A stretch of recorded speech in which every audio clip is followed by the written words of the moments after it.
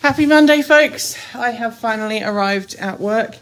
I'm still riding the Rad City PowerBike from Rad PowerBikes to and from work. I've been trying a different route for the last couple of days that I've been cycling in that was recommended by one of Transport Evolved's local viewers who said, hey, why don't you try this route instead of a different route? And I've tried it, and I have to say, it's a little bit shorter.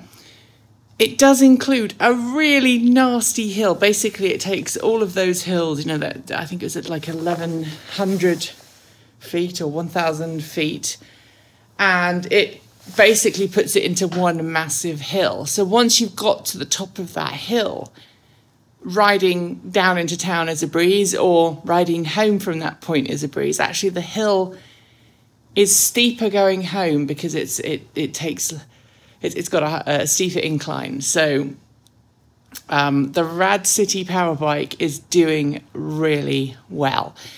750 watts really does help. I'm starting to feel a lot better about my health, and I'm also finding already that I'm taking less time to get to work. So when I first started riding this thing in, it was taking me like an hour and 40 minutes.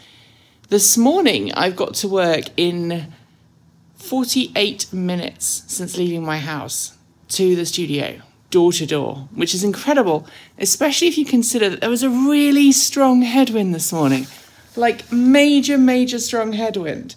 And I managed it without too many problems.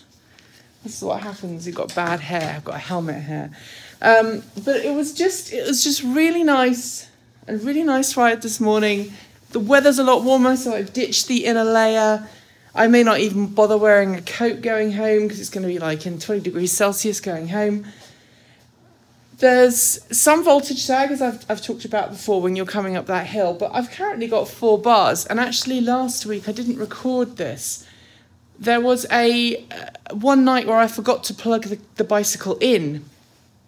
And the next day, I was still able to ride to work on effectively half a charge.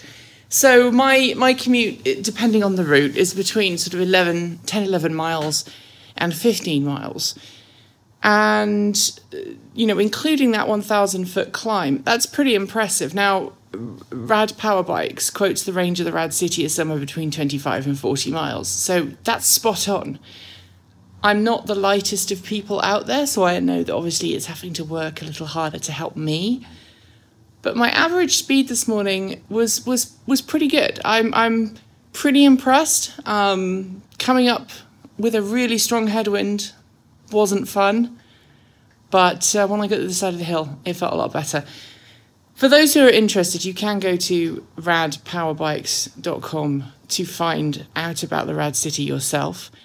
It's a great bike. MSRP, I think, is somewhere around $1,500–1,600 US. And it's a great way of getting fit. I mean, I feel like I've worked out this morning, but I wouldn't have been able to have climbed that hill without the bike because it would have just been too steep and too dangerous because I was cycling along a moderately busy road. Anyway, there will be other updates this week. I hope to film a proper review sometime later this week because the weather's got a lot better, which means I can ride. Up until last week, it was snowy and icy. And then I went to LA, and now I've brought the sun back with me, so there we go. Don't forget to like, comment, and subscribe. Hit the notification bell. If you want to support us, you can do that through Patreon, any other number of avenues as well, including Ko-fi and our swag shop. I'll be back soon with more cool content, both on this channel and the main channel. But until then, thanks for joining me. Keep evolving.